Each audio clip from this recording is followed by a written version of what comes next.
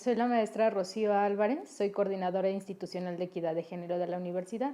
Doy clases, pero también tengo este cargo administrativo de carácter general en la universidad. Ok, ¿y qué es el CIEG? El CIEG es un órgano administrativo, pero también académico, que lo que intenta es hacer varias cosas. Uno, promover prácticas sobre perspectiva de género. Dos, transversalizarla en la universidad. Y tres, generar condiciones para la certificación en la norma en igualdad laboral y no discriminación, la 025. Okay, y desde su creación, ¿cuál es el impacto o qué impacto ha tenido dentro de la comunidad universitaria? Pues para empezar, la creación de la CIEG ha permitido la institucionalización de la perspectiva de género como tal. Anteriormente existían o habían existido unidades de género que tenían un aspecto propiamente académico, pero sin ningún impacto a la comunidad y sin ningún papel que impulsara transformaciones de fondo en materia de género, de construcción de la igualdad y de equidad de género. Pero ahora con la creación de la CIEG, lo que se ha generado es desde la construcción de protocolos o acciones que no existían para atender violencias específicas como el acoso y hostigamiento sexual. Se ha generado también células de acción en 39 espacios de la universidad. Anteriormente las acciones eran como muy localizadas, ahora estamos expandiendo de manera participativa todas las acciones de sensibilización y de difusión de los temas de género que son estratégicos para la comunidad universitaria. Y bueno, al ser un tema de género, ¿con qué obstáculos te has enfrentado? Pues los obstáculos van en diferentes categorías, ¿no? Desde posicionar un área absolutamente nueva hasta un tema que a veces está rodeado de mitos que no generan una muy buena aceptación en algunos espacios. Pero también he contado con una coyuntura favorable en el sentido de que, por ejemplo, tengo una abogada general que está comprometida con la perspectiva de género, un secretario de rectoría que tiene conocimientos de género, un rector que está posicionado en la perspectiva de género y que de inicio esta coordinación, cuando él era secretario de docencia, fue iniciativa de él. Entonces, tengo un contexto favorable a diferencia de otras instituciones que han intentado posicionar el tema en la universidad, pero también es difícil romper con estructuras mentales que aborden el tema de la igualdad y de la no violencia, ¿no? ¿Y cuál es la respuesta de los jóvenes universitarios en materia de género? ¿Les interesa o es algo que les es indiferente? Hay mucha variedad de opiniones. Hay algunas personas que son sumamente comprometidas. He tenido la buena experiencia de que cada vez son más los jóvenes que quieren involucrarse en tareas de género, en estancias de investigación, en actividades de la coordinación, pero también hay otros, sobre todo aquellos que se encuentran en ciencias exactas, que presentan una poca aceptación del tema que impide que se involucren. Pero eso implica hacer más trabajo de concientización y de sensibilización respecto a esas áreas o esos sectores que presentan una resistencia dentro de la universidad. ¿Cómo definirías el ambiente universitario? ¿Es un ambiente violento o los casos que se presentan son aislados? Yo diría que el ambiente universitario no dista mucho de lo que vivimos socialmente, porque al final el espacio universitario es un ámbito en donde convergen diversos pensamientos, diversas formas de socialización, diferentes niveles económicos, diferentes niveles de educación y diversos niveles también de apropiación de la perspectiva de los diferentes roles y expectativas de género. Entonces sí, efectivamente hay casos en la universidad, no son los más, pero sí hay casos que debemos empezar a atender y a visibilizar. Y bueno, ahorita que hablas un poco del entorno, ¿cómo ves el panorama en la ciudad de Toluca en materia de género?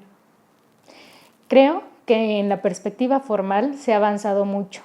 El problema es cómo llegamos a la sociedad, porque al final del día podemos tener instrumentos jurídicos muy avanzados o podemos tener transformaciones institucionales que abonen a una cultura de la equidad y de la igualdad y de la no violencia, pero si estos valores no llegan a la sociedad, evidentemente se van a seguir reproduciendo las violencias. Tenemos que empezar a buscar formatos o formas de hacer llegar a la comunidad estos valores y de apropiarse de estos valores si queremos que haya de verdad cambios. Personalmente, ¿cómo fue que te interesaste en trabajar pues, en materia de género? ¿Hubo algún detonante o fue algo así causal, así que se dio? Fue algo muy poco común porque el acercamiento que tuve por primera vez sobre la perspectiva de género lo tuve con un varón. Tenía yo un compañero de licenciatura que en uno de los talleres para la elaboración de tesis ingresó a este taller de género para precisamente hacer su tesis sobre violencias políticas en contra de las mujeres y su representación política de las mujeres. Y entonces compartía conmigo textos en donde se explicaba la diferencia sexual, en donde se explicaban las violencias de género y me comentaba lo que veía en sus clases alrededor de este taller de tesis. Entonces me empezó a gustar el tema de género desde la licenciatura gracias a este amigo que hoy es investigador de ECOSUR. Súper bien. ¿Por qué es importante hablar de género y violencia de género? ¿Por qué es importante? Primero porque se tienen que visibilizar. Una característica fundamental de las violencias es que están tan normalizadas que las hemos dejado de ver y por supuesto de tener una perspectiva de indignación sobre las violencias. Entonces, entre más invisibilicemos las violencias, más se reproducen. Y el problema de la reproducción de las violencias son los efectos adversos y los malestares que ésta generan. Y por su parte la desigualdad, ¿no? Y estas cuestiones de género que hablamos son elementos constitutivos de las relaciones humanas. Están y atraviesan todo lo que hacemos, desde nuestros discursos hasta nuestras relaciones. Entonces, comprenderlos es algo consustancial a entender el por qué se generan ciertos hechos o por qué tenemos ciertos significados e interpretaciones respecto a las cosas. ¿Qué tan positivo es tener una división de géneros por etiquetas?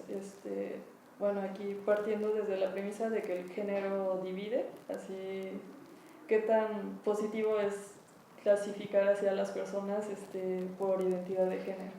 No podría ponerlo en la gama de positivo, porque al final el género nos permite, con sus categorías teóricas, explicar ciertos fenómenos sociales. Hay diferentes corrientes analíticas. Por ejemplo, Judith Butler habla de deshacer el género, esta perspectiva de género, porque precisamente habla de estas etiquetas que señalas, ¿no? Entonces, Judith Butler habla de una dimensión casi identitaria, ¿no? De construcción de performatividad, en donde no debe existir estas etiquetas. Sin embargo, por el otro lado, son expectativas teóricas que nos permiten configurar una explicación acerca de las cosas, y esto es absolutamente normal en cualquier disciplina o ciencia. No podemos entender o trocear ese pastel enorme que es la realidad si no lo dividimos en segmentos o en partes. Y yo creo, y abono más a la cuestión explicativa de la perspectiva de género, más que deshacer el género. Bueno, ahorita el común de las personas relacionan la palabra género con las mujeres. ¿Cómo desmitificar o cómo cambiar la conceptualización de las personas respecto a género? Bueno, existen muchos mitos. Primero, estos mitos se han construido en torno a dos cosas: a cómo se ha difundido la idea de género como un asunto exclusivo de mujeres en medios de comunicación, en la misma academia, en las políticas o en las acciones gubernamentales. Pero también responde a las políticas de discriminación positiva que solo están dirigidas a las mujeres como medidas de nivelación de las desventajas que éstas padecen en un contexto social diferenciado, ¿no? Y la idea del mito debe iniciar con la resignificación de la perspectiva de género, de eso que llamamos género. Debemos hacer que las personas entiendan que es una categoría que está inmersa en todos y que afecta a todos, que no es exclusivo de las mujeres, y que si se han hecho acciones específicas para las mujeres es porque existe una necesidad fundamentada y estratégica en el que se han centrado las acciones relativas hacia las mujeres, ¿no? Pero también debe haber una expectativa en donde el género realmente cobre sentido. Hoy en estas etapas de modernidad tendemos a utilizar palabras como derechos humanos, como género, como paz, como muchos otros elementos que son importantes para la construcción de una relación armónica social, no solo entre individuos, sino entre naciones. Pero están generándose una carencia de sentido respecto a estas. Hablamos de género porque es lo políticamente correcto, decimos derechos humanos porque es lo políticamente correcto.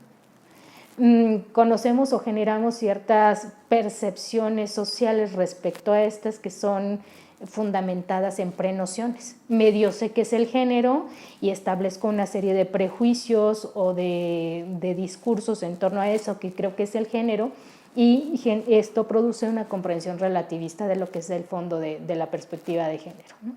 Ese es otro factor que construye esta clase de mitos. Entonces, desmitificar la perspectiva de género es de entrada plantear estos mitos que están en torno a esta perspectiva y que le restan o que le generan una perspectiva nihilista de lo que realmente implica, y que además la mantiene en un abstracto, ¿no? No en una cuestión que genera práctica, sino que lo mantiene en un abstracto y no en algo concreto, en algo que puede llevar a acciones o que puede generar transformaciones. Y otro mito que se sustenta mucho en las cuestiones de género, pero en prácticamente en todo lo que hacemos en la vida, es el culturismo.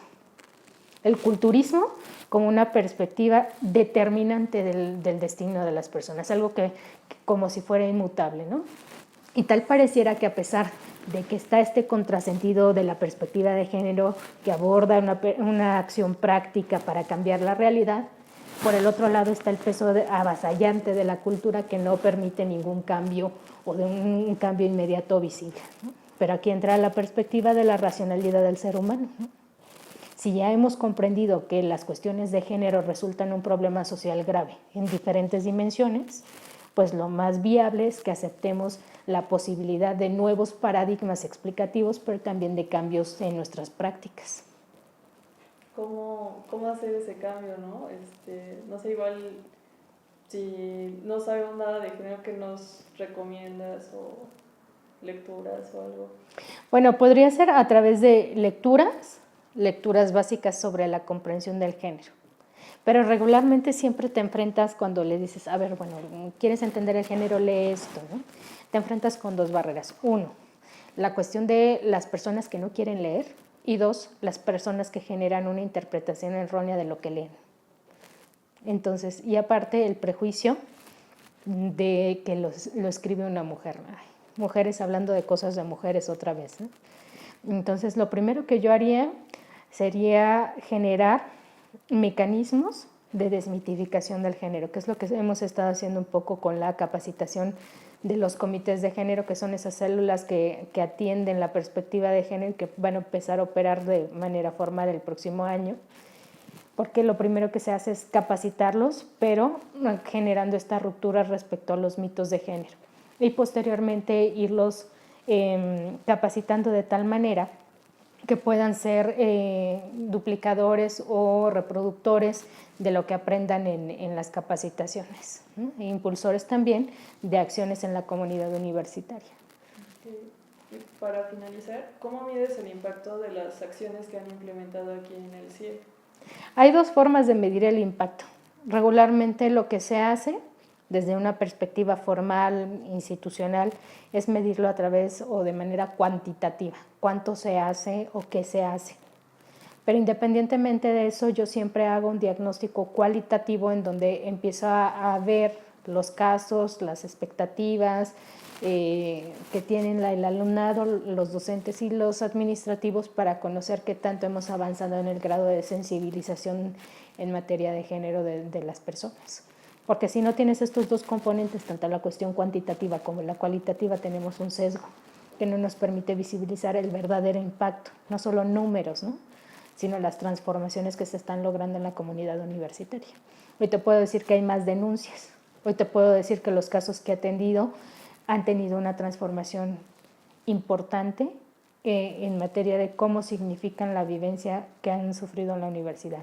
O por lo general te das cuenta de los cambios que tienen, por ejemplo, profesores que no tenían ni idea de qué era la perspectiva de género, pero que con la capacitación y con los formatos que hemos utilizado para poder generar un proceso de interiorización de los temas, ves el cambio, el uso del lenguaje, la apropiación de ciertos conceptos en los y las profesoras que forman parte de estas capacitaciones. Entonces, eso es un avance importante porque entonces ya empiezan a mirar y a significar y a nombrar a partir de las categorías de la perspectiva de género de manera convencida y empiezan a entender que es un tema importante dentro de la comunidad universitaria porque las capacitaciones las hacemos de manera vivencial.